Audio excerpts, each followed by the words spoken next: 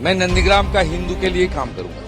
পশ্চিমবঙ্গের নতুন মুখ্যমন্ত্রী শুভেন্দু অধিকারীর সাম্প্রতিক এক সিদ্ধান্তে বড় ধরনের আশঙ্কার মুখে পড়েছেন রাজ্যের লক্ষ লক্ষ মুসলিম ধর্মপ্রাণ মানুষ।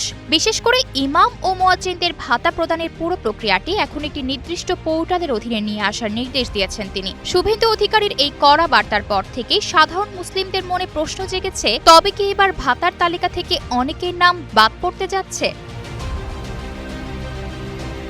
মুখ্যমন্ত্রী হিসেবে দায়িত্ব নেওয়ার পর থেকেই শুভেন্দু অধিকারী একের পর এক প্রশাসনিক সংস্কার শুরু করেছেন। এবার তার বিশেষ নজর পড়েছে সংখ্যালঘু দপ্তরের ইমাম ও মুয়াজ্জিনদের ভাতার উপর। তিনি সাফ জানিয়ে দিয়েছেন, এখন থেকে পোর্টালে তথ্য না থাকলে কেউ সরকারি ভাতা পাবেন না। সরকারি পরিসংখ্যান অনুযায়ী বর্তমানে রাজ্যে প্রায় ৪২,০০০ ইমাম এবং ২৭ লাখ মুয়াজ্জিন সরকারি ভাতা সুবিধা ভোগ করছেন।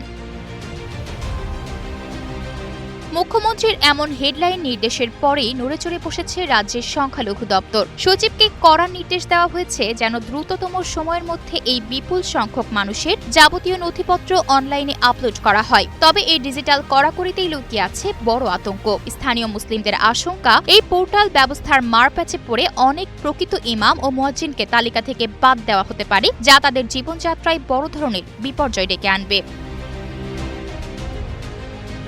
কেন এই অনলাইন ব্যবস্থা চালু করা হয়নি জানিয়ে দপ্তরের কর্মকর্তাদের রীতিমতো ধমক দিয়েছেন মুখ্যমন্ত্রী। যদিও প্রশাসনিক বিশেষজ্ঞরা বলছেন, তালিকায় থাকা ভুয়া নাম বাদ দিতে এবং দুর্নীতি রুখতেই এই প্রযুক্তিগত স্বচ্ছতা আনা হচ্ছে, কিন্তু সাধারণ মানুষের মনে সংশয় কাটছে না। এটি কি কেবলই প্রশাসনিক স্বচ্ছতা, নাকি এর পেছনে অন্য কোনো উদ্দেশ্য রয়েছে? আয়শা অর্থী, নিউজ ডেস্ক, গ্লোবাল টেলিভিশন।